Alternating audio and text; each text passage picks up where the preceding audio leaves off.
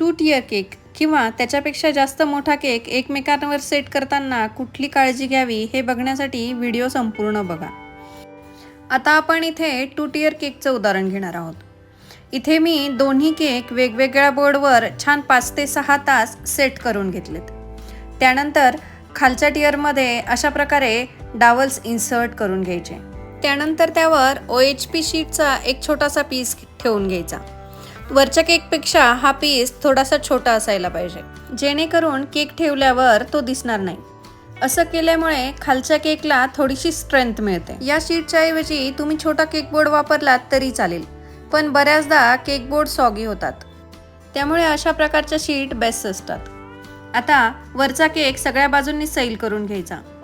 आता इथे बघा, मी खालचा केक खाली काउंटर टॉपला ठेवला आहे आणि वरती ठेवायचा केक असा वरती हाईटला ठेवला आहे टर्न टेबलवर.